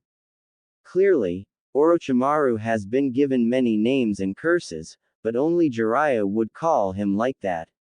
"Seriously, I'd think I earned your trust enough so that you shouldn't feel the need to have a double check," said Jiraiya, earning a snicker from the man. "Well, one couldn't help but keep a few vices, besides it's better to be assured than be stabbed in the back. Come in." gestured the man, to which Jiraiya muttered something unyouthful and then entered the house. The inner walls were rather simple, but what could anyone expect from a ninja's retirement home? Nakato Shinji was really an ordinary shinobi. Retiring early because of losing one of his arms while on a mission, he decided to leave the village and settle down in a village where he wouldn't hear the word ninja. However, just as the man said, Shinji became addicted to some of the vices that were exclusive for shinobi, hence why he agreed to be Jiraiya's informant. "So, I believe you have something to tell me, so let's hear it," said Jiraiya, earning a nod from Shinji, who began. "I have news of Suna. Apparently, they took Orochimaru's betrayal pretty heavily and are now restructuring everything. I heard from a Suna ninja that they have plans of formulating a mutual agreement with Konoha in order to exchange knowledge regarding genin training and the Academy of Shinobi Wannabes. Also, there is a rumor of a nomination for the Godime Cage, although he couldn't confirm me the nominee's identity," explained Shinji, earning a nod in appreciation from the Sannin. Although it wasn't urgent news, Jiraiya was famous for knowing pretty much everything about everything. He knew of Suna's growing interest in allying once again with Konoha for the famous mutual benefits. The news of the new Cage, though, was unexpected, since because of the Yondaime Cage's death, the council took over everything until a next suitable shinobi becomes nominated for the Godime Cage. Jiraiya thanked the man for the information and gladly accepted some tea that Shinji, just now, made. Some occasional talk was exchanged between the two, and when Jiraiya looked at the time, he realized he abandoned Naruto at the library for close to 3 hours now. He explained to Shinji that he was in a hurry to meet someone and appreciated the hospitality. After leaving the house, he took a few minutes to arrive at the library, already wondering how much of a headache he will have from hearing Naruto screaming at him for abandonment. What he never expected, though, was to see Naruto, instead of either falling asleep or bitching to someone about late senseis, the blonde was there seated at the table reading a book, and Jiraiya could see 3 other books on top of the table as well. I don't know if I should be relieved that he won't scream at me or worried of seeing Uzumaki Naruto, the most hyperactive ninja of Konoha and Jinchuriki of the Kyuubi no Yoko, expending pretty much half a day at the library, thought Jiraiya as he took the paper and turned to read it. First year, 6 months of taijutsu and chakra control exercises, extended periods of running on top of water, and maybe even doing occasional spars to increase the pace. Mastery of 2 ninjustas learned before leaving, which are the following: Shuriken Kage Bunshin no Jutsu and Yorai Shin no Jutsu, and the rest of the year will be spent on Genjutsu understanding plus how to disrupt the illusion. Second year, 3 first months Rasengan training in order to be able to create it single-handedly, without the clone's assistance, and 9 months of Fuden Chakra manifestation training. In case I manage to do it in lesser time, we can focus on learning 1 or 2 Fuden techniques and spar on top of the water, using both taijutsu and ninjutsu. Objective: fighting experience and mastery of jutsus in the heat of battle. Third year, mainly Fuden ninjutsu training with Jiraiya and a ninja from Suna, followed by full-out spar involving nin, tai and genjutsu 3 times a week, until the last 2 months, which will be used for eventual exercises that I couldn't master in time. Jiraiya couldn't help but smile upon reading it. There were some points missing, however he was still due to tell Naruto that on time, he would be set up against other opponents in order to have some battle experience. Still, the schedule layout worked fine, and Jiraiya found that the time given for all of them were spot on. Naruto for his part finished his book and looked at the pervert, displaying a large smile on his face. "I suppose that since you're smiling is because you approved my schedule?" asked Naruto, before earning a nod from his now sensei. "Indeed. I first thought you'd put 3 whole years of ninjutsu, but then I guess you are now a changed shinobi. The schedule is great and we can begin right away." Since the sun is still up, we'll use it to test your skills so far. We'll find a clearance for us to have a spar so I can gauge what you need correcting. Let's go, said Jiraiya, to which Naruto nodded, before getting off the chair and following the pervert. It was only when they left the library that Naruto remembered something. What took you so long, Ero-sensei? Asked Naruto, earning a sigh in dismay from the change in names. Well, at least he placed the word sensei in it. I went to find a friend of mine who contacted me for some information, stated Jiraiya. A few miles away from the village.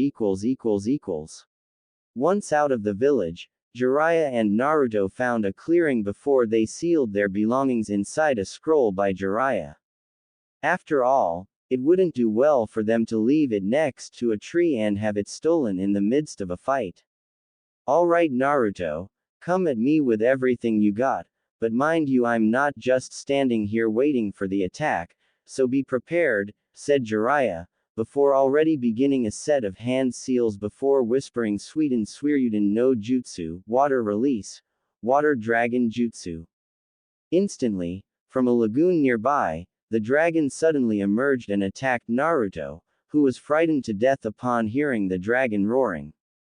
The blonde realized, though, that he had to face the danger and used some chakra to jump at the last minute, thus evading the technique. He charged Jiraiya once again, adding chakra to his feet for an upgrade in speed, before reaching and aiming the man's chest. Jiraiya used his hand to block Naruto's kick and used the other arm to punch the blonde's ribs, but barely missed, since Naruto bended his body a little bit. After falling, Naruto did some back flips and jumped a little higher, before taking some shurikens and throwing at Jiraiya before making hand seals for Shuriken Kage Bunshin no Jutsu, Shuriken Shadow Clone. Jiraiya was impressed upon seeing the 4 shurikens become 40 and made some hand seals of his own. Doden Doryuheki, Earth Release, Mud Wall Jutsu. Still in the air, Naruto saw the wall being formed and saw all the shurikens being blocked, before cursing at the man's elemental jutsus. Charging once again, Naruto went up the earth wall, using chakra since he couldn't see where Jiraiya was. Inside the protection, Jiraiya smiled at the blonde's insight. The earth wall technique had a weakness of blocking the user's sight, thus Jiraiya couldn't see the blonde, but he heard the sound of steps, so he just connected the dots. Looking up, he saw as Naruto jumped the wall and made some hand seals before chakra spikes appeared around him. With Naruto's shift of seals, the needles charged forward and pierced Jiraiya like a pin cushion. Naruto actually believed he accidentally killed the pervert when he saw said man to his right, aiming a kick at his side stomach, thus sending the blonde flying. Using the momentum, Naruto made a spin and landed safely on the ground, before he eyed Jiraiya for a while. The pervert for his part jumped and landed right in front of Naruto while looking at him. Very good, Naruto, your ninjutsu was surely flawless. Although in the midst of battle, you'd need to increase the speed in which you make the hand seals, however that will come with experience. Your taijutsu, although good, needs some correction in terms of defensive katas. At some point there, you left your guard open and that is unacceptable. Overall, though, you did pretty good, said Jiraiya, earning a thanks in appreciation from the blonde. After a while, the two were already marching towards the next village in order to get some sleep. On the way, though, Naruto was picturing his fight and smiled. Of course, Jiraiya was fighting with at least 5% of his abilities, but that was considered high genin level, so if Naruto was on par with the Sannin using 5%, then perhaps Jiraiya was right about him being low chunin level. Still, Naruto couldn't help but remember the pervert using both Suiden and Doden and wondered about each ninja's affinity. Ero-sensei, how come you were able to use more than one element? I thought each ninja had one affinity, asked Naruto, earning a smile from Jiraiya. It's true that the majority of ninja has only one affinity, however there are exceptions out there that have two. However, that does not mean you couldn't learn jutsus from other elements. The tricky part is that would be more difficult and more chakra demanding than the element you're aligned with. For example, I have a Doden affinity, but I also can use Sweden, Kaden and a couple Fuden techniques, explained Jiraiya, earning a nod in surprise from Naruto. However, since your schedule is done, we'll focus on taijutsu and genjutsu this year, plus some occasional spars with either myself or others. As Jiraiya talked, Naruto looked at him explaining and felt something different from the pervert. It certainly was different from the Jiraiya he traveled to find Tsunade. Speaking the truth, Jiraiya was feeling rather nostalgic about teaching another blonde in the past, and he couldn't help but look at the sky and speak to the clouds to his deceased student. Minato, Naruto truly is your son. Tanzaku Gai .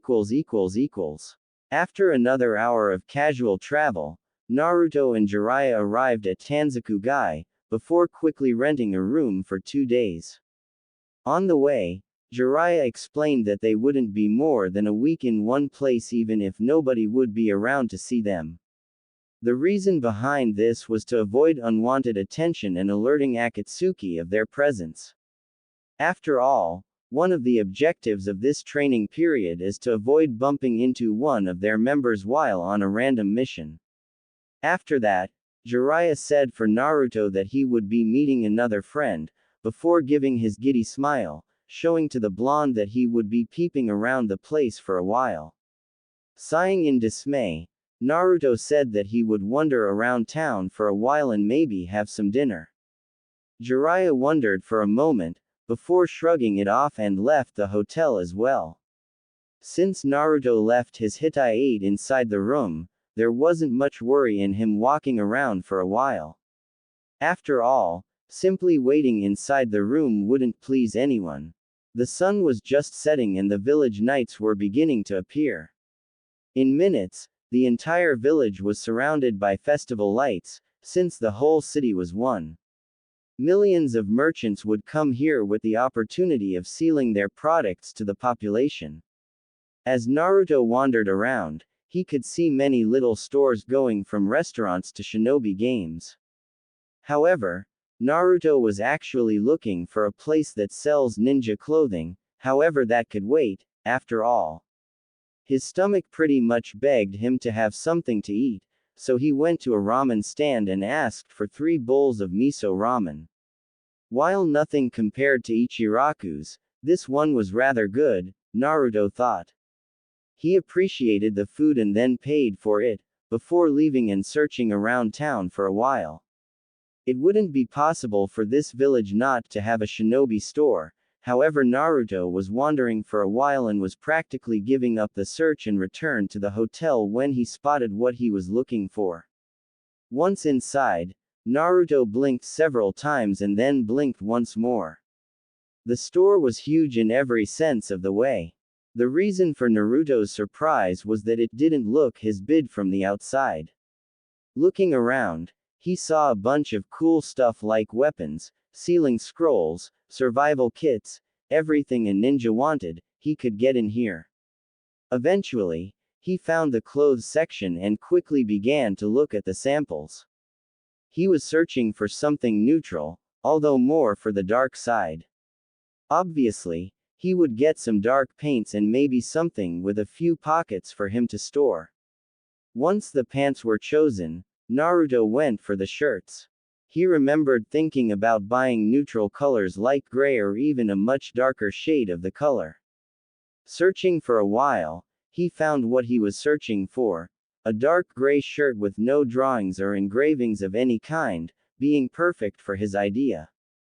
Upon selecting other dark colors such as dark green and a brown one, he went to the counter and asked for 3 pairs of the paints he selected and if possible, engraved the shirts with the whirlpool symbol on his back, although now, instead of orange or red I don't remember, Naruto wanted it all black.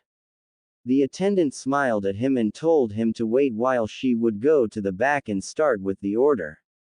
Meanwhile, Naruto decided to take a look at the sword's weapons. He wasn't look forward to studying Kenjutsu anytime soon, but the swords in display were nothing short of amazing. There were some of them who had engravings added to the hilt, and Naruto's creative mind was already picturing his engraved with the whirlpool symbol. For some reason, though, Naruto felt attached to that symbol, although it wasn't Konoha's symbol per se. After a while, the woman arrived with Naruto's orders and gave him the price for the whole thing. Grabbing the money he separated, he turned to look at some gloves that happened to possess metallic knuckles. Needless to say, he bought them as well. After appreciating for the service, Naruto left the shop towards the hotel. The next day. After doing his routine, Naruto was already outside the village wandering around for Jiraiya, who in turn was still due to show his face. Looking around, Naruto suddenly was feeling a little bit unnerved by so many people staring at him. The stare itself didn't bother him, since he was used to it back at his home village. The problem, now, was that the people who stared at him were composed of only women and girls, and the look of their face was similar to the looks that the damn traitor received back in Konoha. Suddenly it clicked on him. Naruto decided to wear his new clothes today, and while he thought he looked good on the mirror, he clearly didn't expect to attract this sort of attention. Wandering around some more, until he saw the Sannin sitting on the ground, near what seemed to be an abandoned house, and sighed in dismay. Damn, we're only started this trip and the damn pervert already passed out drunk, thought Naruto as he approached Jiraiya for a while. Oh, the ideas he had for a good prank. Naruto's prankster side, oftentimes, took over his will. Summoning close to 10 cage bunchins, all of them gathered air in their lungs before screaming, "Wake up, Ero-sensei!" Jiraiya jumped nearly in instinct, and when he noticed where he was, he could already see the entire village under him, before he fell at the same place he was before. Scratching his head for a while, Jiraiya looked around while feeling his head pounding like crazy. It wasn't enough for him to feel a hangover, now Naruto screaming at his ear would forever plague his mind as the worst headache ever. As he opened his eyes, his vision was somewhat blurry, and he was seeing a blurry vision of a blonde in black paints and gray shirt looking at him. Wow, I must be seeing things. I swear I just saw Minato looking at me with those same angry eyes. Damn you, Naruto, you look so much like your parents, it's kind of scary. Oi, why the hell did you do that for, brat? I was trying to sleep here, shouted Jiraiya, to which Naruto rolled his eyes and looked at the messed state of the man in front of him. You are the one to blame for this, Ero-sensei.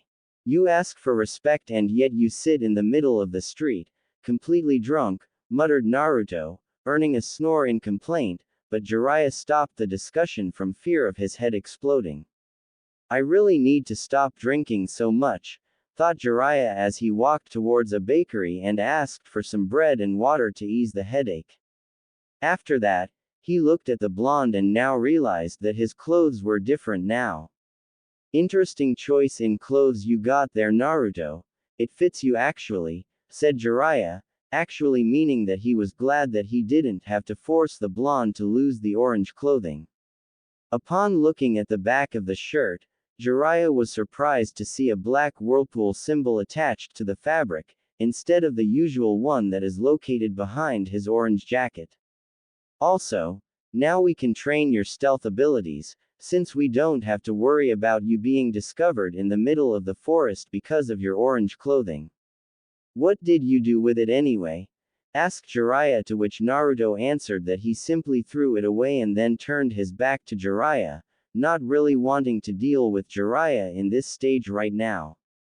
Jiraiya for his part rose from the ground and looked at the blonde in front of him. Ero-sensei, since you'll be recovering in the hotel, can I go train a little bit?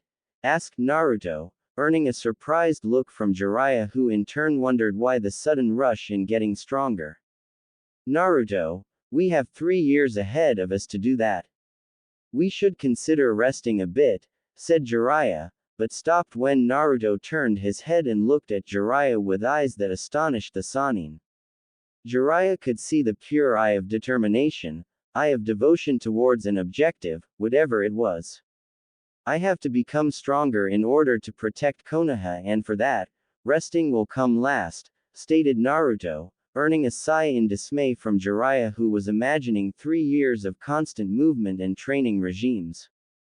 Jiraiya woke from his wonderings when he saw Naruto began walking away from him, before he called for him to halt and wanted to talk to him.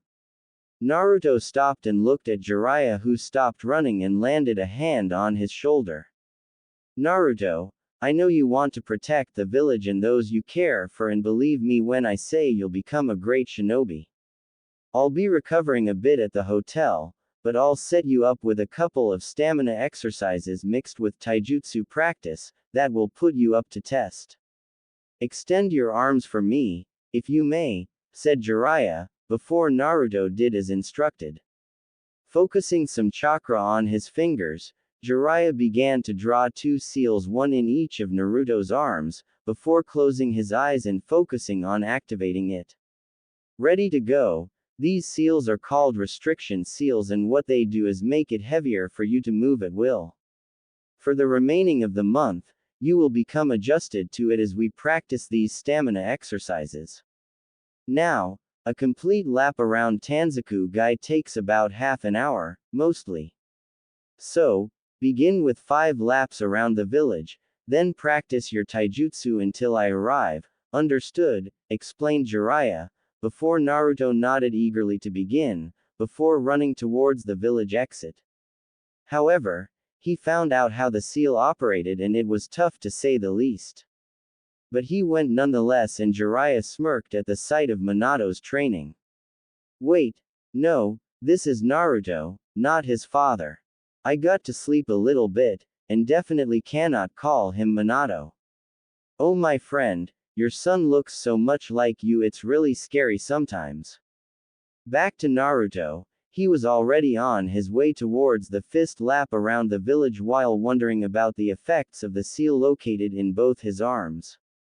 He could already imagine how much these exercises could improve not only his body mass, but also the strength behind his taijutsu attacks. Not only that, but while adjusting to the restriction of the seal, Naruto could also improve his speed. Ero-sensei is a genius. It had been 2 weeks since that day Naruto was introduced to the restriction seals, and his physical skills greatly improved. He and Jiraiya was found heading towards river country in hopes of training below a waterfall.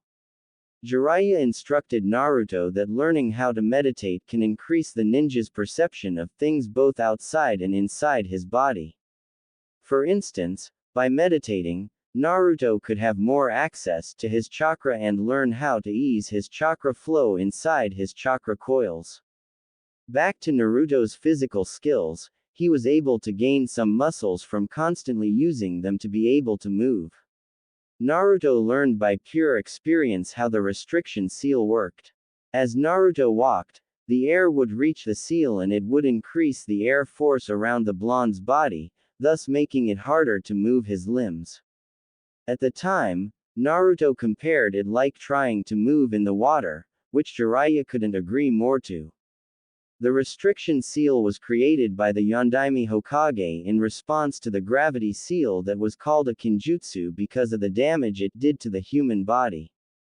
This new one acted more directly towards a ninja's training and, unlike the gravity seal, it didn't overstrain the muscles and organs. Some minutes later, the two of them saw the many number of waterfalls that made river country famous.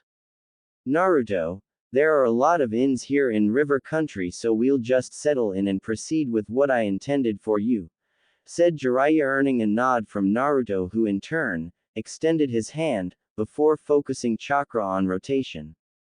The energy began to gather around his hand, but dissipated seconds afterwards.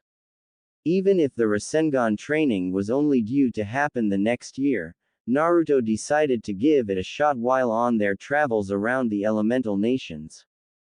Jiraiya saw it and smiled at the blonde's better attempt this time. Since he began to try the Rasengan single-handedly, Naruto has improved a lot. The first time, he couldn't even begin the energy rotation. Now, that part was already through and now Naruto needed to maintain the rotation steady, before beginning to focus on the power. In time, you'll manage the Rasengan, Naruto. Now, we'll settle inside an inn and head straight for the nearest waterfall, said Jiraiya as Naruto nodded before both settled inside for a while. This place would serve as training place for both taijutsu and increasing Naruto's chakra control, seeing as they would both practice taijutsu on top of the lake. Ero-sensei, do you have any non-elemental jutsus that you could teach me?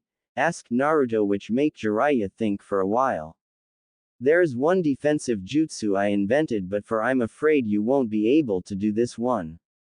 The technique is called Ninpu Hari Jizu, ninja art, underworld guardian spikes, and is a defensive jutsu and consists of focusing chakra through your hair and to sharp its edges before covering your whole body with it. In a taijutsu match, once you do this, if the opponent is stupid enough to hit you, will be stabbed because of the hair spikes. However, I'm able to do this because my hair is long enough, while yours is not, explained Jiraiya, earning a nod from Naruto, who then proceeded to find a way out of this predicament. If I were to focus more chakra than the technique normally requires, then maybe I wouldn't need to grow my hair. What are the hand signals needed for it? Asked Naruto, to which Jiraiya smiled and showed him the technique, or at least which hand seals were needed.